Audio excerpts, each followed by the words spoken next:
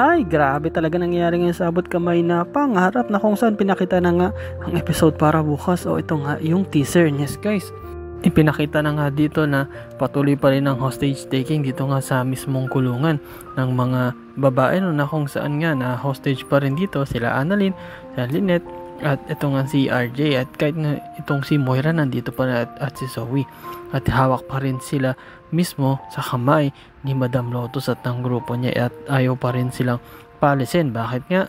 Kasi nga itong si Giselle is talagang hindi na pagbibigyan to si Madam Lotus, at tanging gusto lang naman ni Madam Lotus na request is sana ay makita niya ang anak niya. Ngunit alala nga ito ni Giselle na hindi niya napagbigyan tong si Lotus, kaya ay niyong ikinagalit dito mismo ni Madam Lotus, at ang hindi alam mo, hindi napansin ni Giselle na mukhang depressed na ito palang si Lotus, at talagang decidido niya lang makita o gustong makita yung kanyang anak.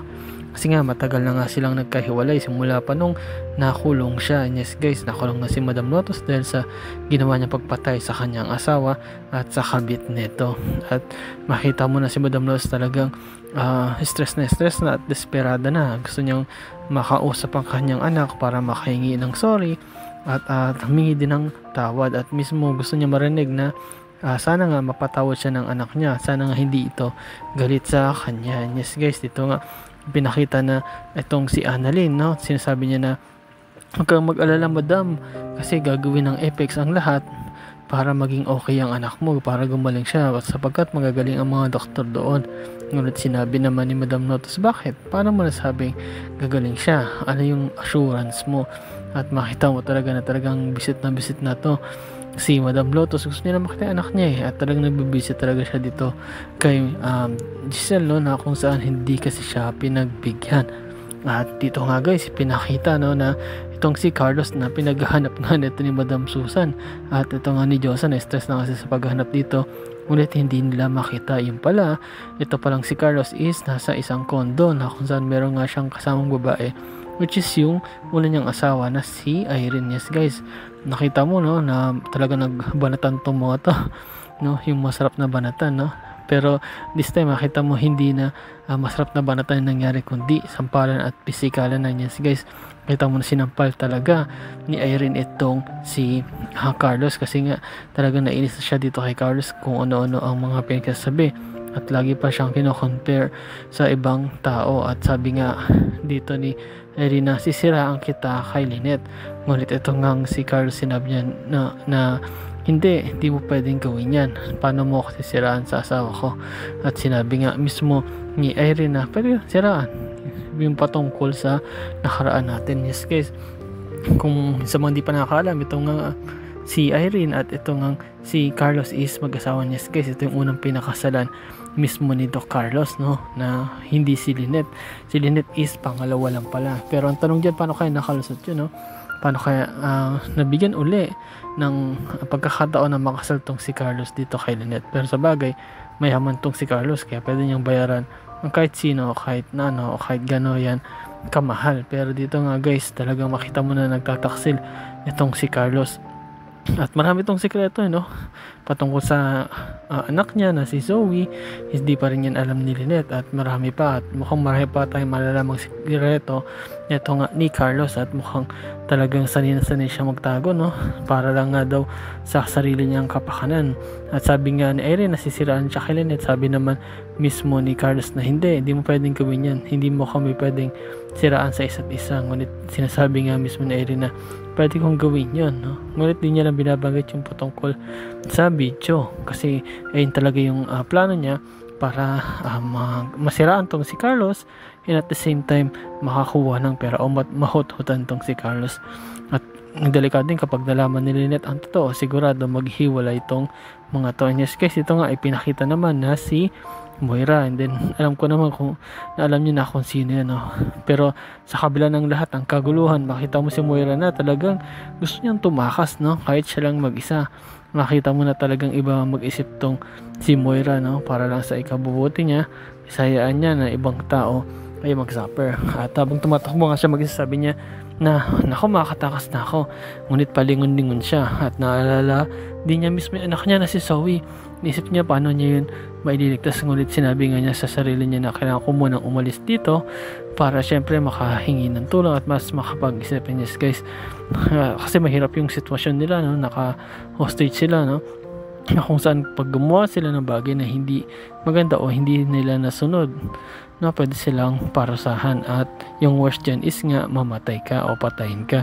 At ayun nga kinakatakot ni Moira, sabi nga niya bata pa naman daw siya at bakit ko pa kailangang matay agad. Makita mo, no, ng kagulo na lahat, tapos itong si Moira talagang makasarili at talagang sarili niya lang yung gusto niyang iligtas, no. Sabagay pagka wala naman kasing kakampi din tong si Moira dyan mismo sa kulungan, maliban lang sa anak niya dumating, pero nakuha pa ito ng mga alagad ni Madam Lotus, kaya nga ito yung chance ni Moira na baka makataka siya sa kulungan.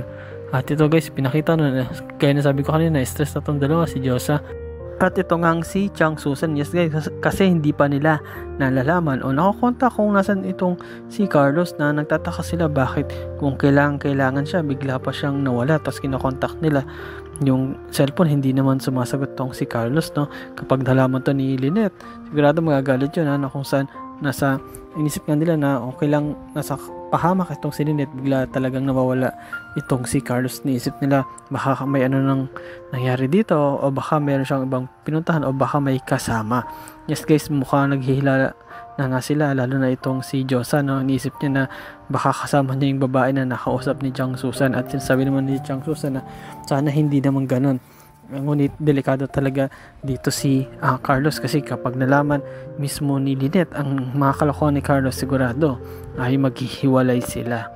At dito nga guys, pinakita na ito nga si Annalyn. Yes guys, stress na rin to, kasi nga nakikiusap siya na wag sana siyang saktan. Actually, halos nagdadasal lang nga siya dyan sa itsura niya, no? At sinasabi nga niya na hindi lang siya yung wag saktan, pati si tatay, pati si nanay o si Lynette, no?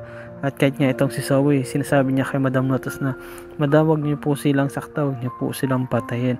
At kagaya nga ng sabi ni Madam Lotus, no, sabi niya na lahat kayo ay sinungaling. Makikita mo talaga si Madam Lotus is wala na siya sa katinoan, di na normal yung kanyang mga sinasabi at yung kanyang ginagawa, no, na kung saan delikado ito. At siguro kaibigan mo yan at kasama ka dun sa mga inutusan ni Madam Lotus, kapag ginulo mo yan o nakantiyan sa'yo, pwede kanyang barilin. So nakakatakot talaga yan, no.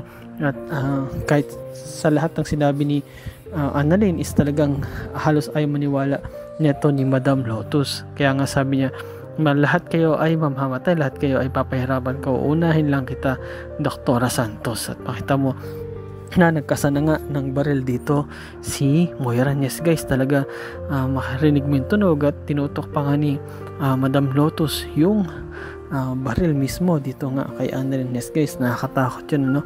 Lalo na itong si Annalyn na tila kahit umiyak siya, kahit nagpiplis siya na wag na siyang barilin, pero mukhang decidido itong si Madam Lotus na ituloy na barilin o pahirapan nga itong si Annalyn at yung mga kamag-anak mismo ni Giselle na mga tanyag. Pero ang tanong, ito kayang si Carlos is mapipigilan niya kaya si Irene na hindi magsumbong at malaman ni Lynette ang totoo? Ano kayang gagawin ni Carlos? Papakawalan pa ba niya ito? Baka mapatay pa niya ito. At ito namang si Annalyn, makakatakas pa kaya ito sa kamay ni Madam Lotus kasama ang nanay niya at ang tatay niya, at kahit itong si Moira at si Zoe? At ano kayang gagawin ni Giselle para mapigilan yung plano ni Madam Lotus na patayin ang lahat ng pamilya niya, lalo na itong kapatid niya? Yes guys, abangan natin yung full episode niyan bukas, at salamat sa panonood niyo sa aking channel, sa inyong pag-like, pag-comment at pag-share. At yun lang guys, ingat kayo palagi, bye bye.